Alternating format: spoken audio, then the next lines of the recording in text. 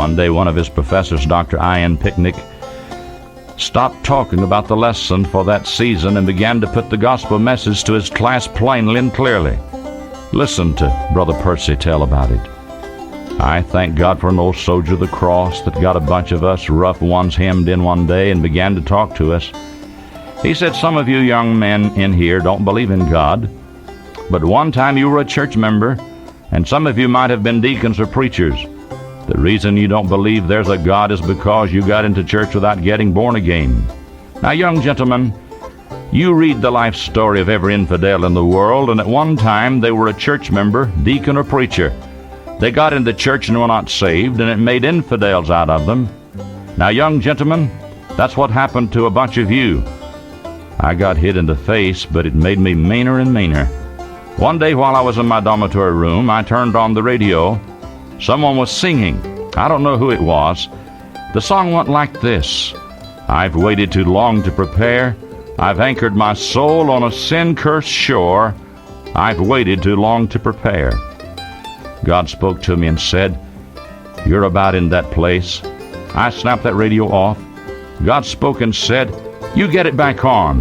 You listen to that. I then became bitter at God.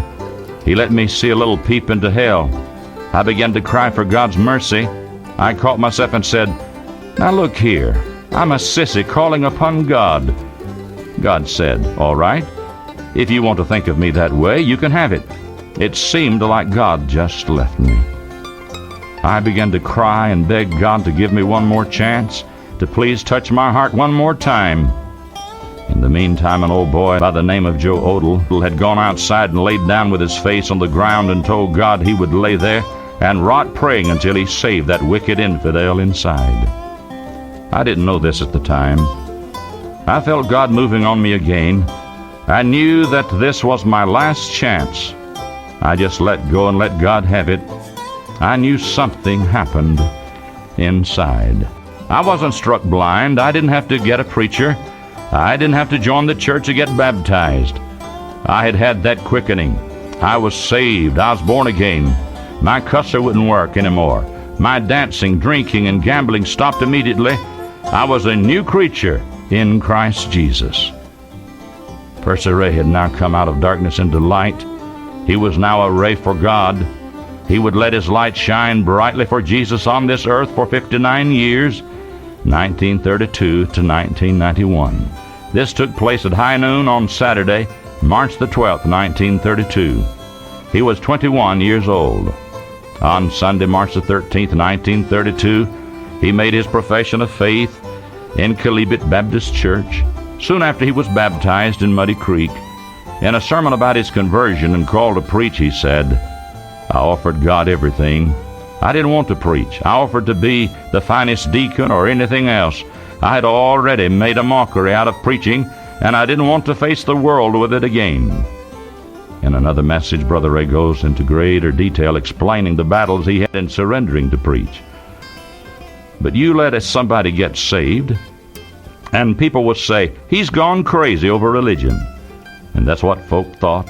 When I changed, I changed. I was regenerated. That old life in me went out, and the new one came in. I've been having a good time ever since. Right after I got saved, I was offered a position in Hollywood to play the role of a gangster in some film. I was offered $500,000 a year for 5 years with all expenses paid. I wrestled with that thing, but God had called me to preach. I wrestled all night long with it. I had the contract laying on my desk. All I had to do was take my pen and sign it, and I would be in business in Hollywood. But about daylight, God let me see thousands and thousands of people in hell pointing their bony fingers at me and saying, if you had come on and preached, I wouldn't be down here. I pushed the contract aside and said, okay, God, this is it. Live or die, starve or whatnot. Here it is, God. It's yours all the way. It's been his ever since. I don't ever question whether or not I'm going to be taken care of. That's God's business.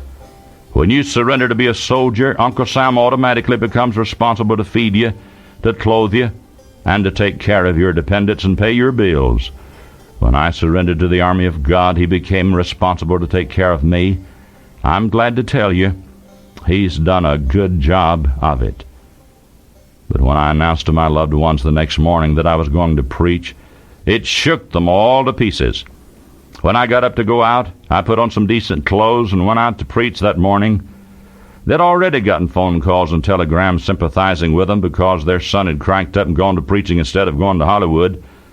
My mother, God bless her, I loved her. She said, if you go preach that blankety-blank trash that would listen to preaching, don't tell anybody you came out of my womb, and don't let your dirty shadow cross the door of our house anymore. I left. I didn't know if I'd ever see them again. Right then, it didn't make any difference, Brother Ray says. Something was more important to me than they were. I left. I went to walking. I walked across the state line and got over into Tennessee. I was going down a lonely country gravel road, and I came by an abandoned one-teacher schoolhouse. The windows had rotted and fallen out. The doorstep had rotted down. The door was just hanging on one hinge. I crawled up in that old schoolhouse and said, well, Lord, I surrendered, and I'm going to start here. There was nobody in there except the bats and the birds and the spiders. I didn't care whether there was or not. I had to get started.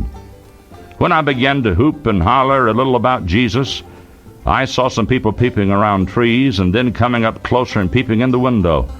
By the time I got through, we had a house full. They just kept going back and getting others, and I just kept preaching. Finally, I ran out of preaching and closed out. An old white-headed man, I can never forget him. Charlie Hanna was his name. He came up and tears were running down his wrinkled cheeks, and he said, boy, would you go home with me for dinner? I said, I sure will. I have nowhere to go. He said, well, you have now. As we started out, he said, get up there on that stump and tell these folk you'll be back here to holler at them after dinner. About 3 o'clock I did. I went home with him. We had a good dinner. When we got back, the whole house and yard was full. I got up there and preached the best I could. I found out that there were 26 families in that particular community without a Bible and without a Christian in their houses. I knew they needed preaching. I prayed and preached the best that I could to them. When I got through, Mr. Hanna said, come back home with me. You're going to spend the night in my house. I said, okay. Around the big old fireplace after supper, he said, son, me and the old lady here, he called his wife the old lady. She was a godly woman. Me and the old lady have prayed for a boy all our lives. We never have been able to have one. When I laid eyes on you there in that old schoolhouse, God said, that's your boy. He said, do you suppose we could get your parents to let us adopt you and keep you? I said, Mr. Hanna, you don't have to. They drove me out and said never come back inside the house or on the premises. You've done got me. He got up and hugged me and kissed me and said, well, you've got a place now, son. The next morning he got up about daylight. We had a good breakfast. He handed me the key to his car and said, now, you get in that car and go over yonder and visit them folk that need visiting. Don't you come back till dark. I don't want to see you till dark, but you get back here by night. When it starts getting dark, you be back. I said, okay. I went out and visited and talked to them about Jesus the best I could. I led some of them to Christ. When I got back that night, he said, come here, son. He had hired a construction company to come out, and they had built a room in one day and finished it. He also called the furniture store, and they came out and put a bedroom suit in it. When I got in, he took the key and unlocked it, said, son, come here. How do you like that room and that bedroom suit? I said, that's so pretty. He said, that's yours. Here's the key. Then he said, 3 times a day there'll be meals on the table right there across the hall. And you've got the key to the car. And you go and live for God. You're my boy. And you're the old lady's boy. Go to it, son. I left my mother and daddy to go follow Jesus. But God gave me another mother and daddy. I want you to know tonight, I'll bear testimony that what God promises is so. I've traveled all over America, and there are places all over America that I could go tonight and go in, and I'd be more welcome in the homes than I would be welcome in my own home. I could go down here and James Lockie would welcome me. I look forward when I get to come to be in meetings in West Lenore Baptist Church, just to be with James and his wife. And old Larry over there. He and his wife, they've told me anytime you need to come to our house to rest, come on. We'll have something to eat. And Winkler meant it when he said it. I want you to know God's got a place for me everywhere I go. He's got a home for me. He's got brothers and sisters for me. He's got some godly men and women that would take me in as a son and look after me.